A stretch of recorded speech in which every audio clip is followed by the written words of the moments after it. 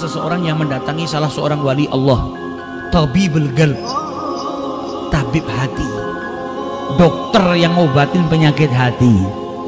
Kita itu kalau sakit fisik kan pergi ke dokter. Kita sakit jantung kan tidak pergi ke dokter kulit, perginya ke dokter jantung.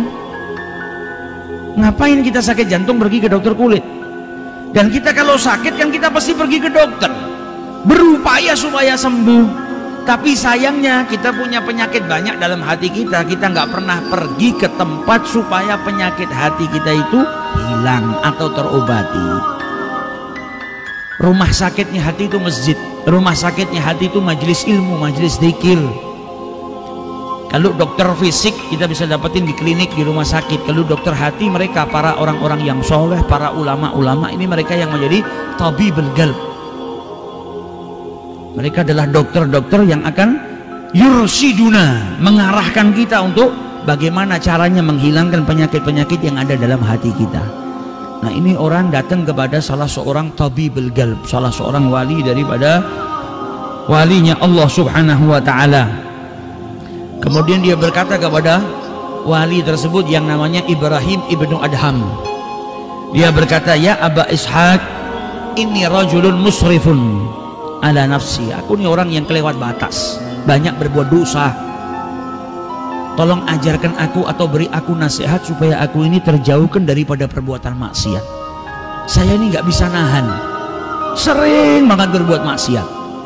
Tolong kasih saya kiat-kiat atau kasih saya nasihat yang itu menghalangi saya dari saya berbuat maksiat. Apa kata Imam Hasan kata Ibrahim ibnu Adham? Baik, aku akan berikan engkau 5 hal. Kalau 5 hal ini kau lakukan, maka engkau akan menjadi orang yang tidak bermaksiat kepada Allah Subhanahu wa ta'ala. Maka orang tersebut berkata, hata ya Aba Ishaq, berikan kepadaku. Apa itu 5 nasihat yang akan kau berikan kepada saya?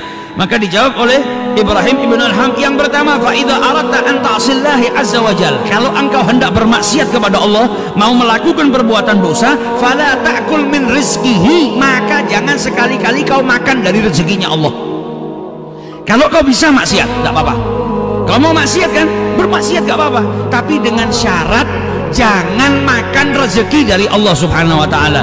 Maka orang tadi berkata, famin aina akul, kalau saya nggak makan rezekinya Allah, dari mana saya makan? Kerjanya saya itu kan cuma sebab datangnya rezeki, tapi rezeki itu datangnya dari Allah Subhanahu wa ta'ala. Kalau saya nggak boleh makan dari rezekinya Allah, terus saya makan dari mana?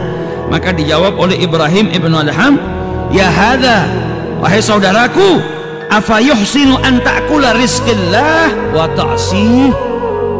Apakah benar perbuatan seseorang yang bermaksiat kepada Allah dan dia makan rezekinya? Engkau makan rezeki dari Allah tapi engkau bermaksiat kepada Allah.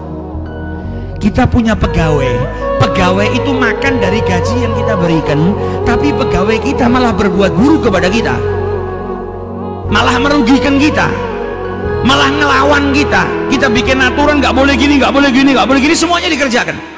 Kita punya perintah harus gini, harus gini, harus gini, sama dia semuanya malah nggak ada yang dikerjakan.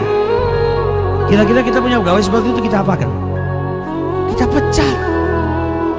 Maka kata Ibrahim ibnu Adham, apakah benar ada seseorang yang makan rezekinya Allah, dia dikasih rezeki, makan dari rezekinya Allah, malah bermaksiat kepada Allah Subhanahu wa ta'ala? Maka kata orang itu tadi, wah ini berat, ini yang nomor 1 berat, kasih saya solusi yang nomor 2, nasihat yang nomor 2 aja, yang nomor 1 saya nggak bisa. Maka kata Ibrahim ibnu Adham, ya hadza, idza aradta an ta'si, kalau engkau mau berbuat maksiat kepada Allah Subhanahu wa ta'ala, fala taskun fi ardihi, boleh, kau boleh berbuat maksiat, tapi dengan syarat jangan tinggal di buminya Allah. Maka orang ini jawab, wah ini yang kedua lebih berat. Saya nggak boleh tinggal di buminya Allah, dari ujung bumi sampai ujung bumi dan di tengah-tengahnya semuanya milik Allah. Min masyarik ilal magharib, tidak ada tempat kecuali itu tempatnya Allah. Kalau saya nggak boleh tinggal di buminya Allah, mau tinggal di mana? Apa kata Ibrahim ibnu Adham? Masa kau sudah tinggal di buminya Allah, makan dari rezekinya Allah, kemudian kau bermaksiat kepada Allah? Bayangkan ada orang yang kerja sama kita, kita kasih tempat tinggal, kita kasih makan, malah khianat sama kita, nusuk kita dari belakang. Apakah pantas orang yang dikasih tempat tinggal sama Allah kemudian dia berbuat kerusakan? Maksiat itu kan kerusakan. Orang yang berbuat maksiat itu berarti berbuat kerusakan di buminya Allah. Jadi kalau kita sedang bermaksiat kepada Allah, itu ibaratnya kita bertamu ke rumahnya orang, sama orang tadi disuguhin, dikasih makan. Habis kita makan, kita ambil palu, temboknya kita hancurkan, lampunya kita balang sampai pecah, kemudian atap rumahnya kita hancurkan. Nah ini kan tidak benar tamu seperti ini. Masuk rumahnya orang, dibaiki, dikasih makan, malah rumahnya orang tadi dihancurkan.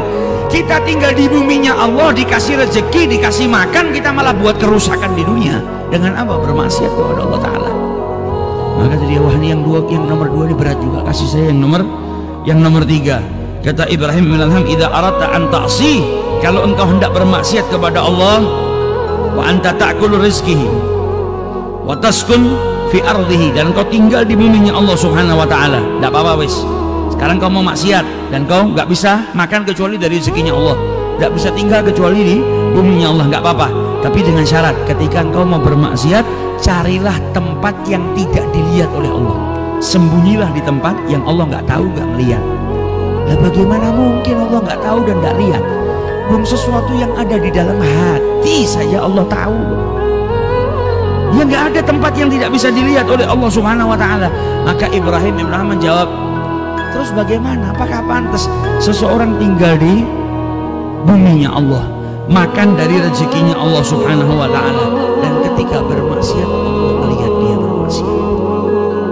Jadi seakan-akan kita tinggal di rumahnya orang, dapat gaji dari dia, ketika kita melanggar dia ngelihat. Biasanya orang itu kalau mau berbuat buruk takut ketahuan bosnya, ini terang-terangan di depan bosnya, kan tidak pantas.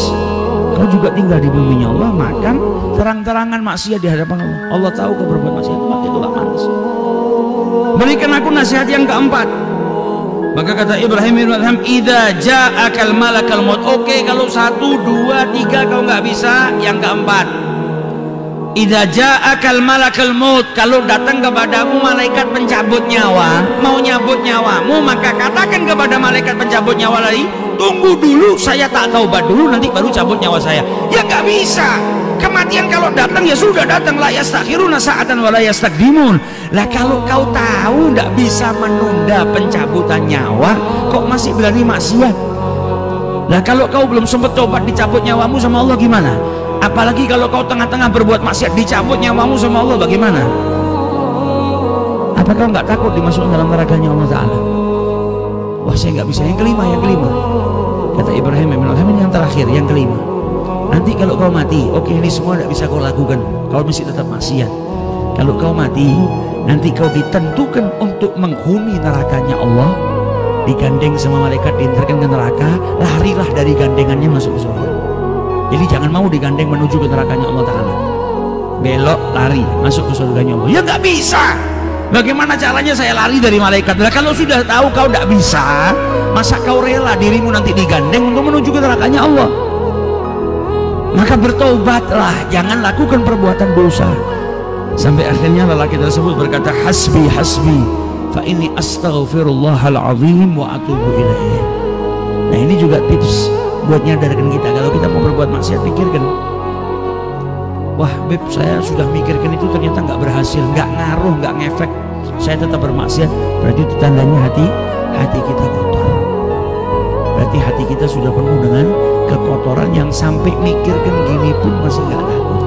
Maka harus cepat-cepat diobati, pergi ke tempat-tempat yang memberikan obat bagi hati-hati yang sakit, dan datangi orang-orang yang bisa mengarahkan kita untuk mendapatkan penawar daripada penyakit hati kita. Semoga kita jadikan oleh Allah Subhanahu wa Ta'ala hamba-hamba yang senantiasa bertaubat kepada Allah Subhanahu wa Ta'ala.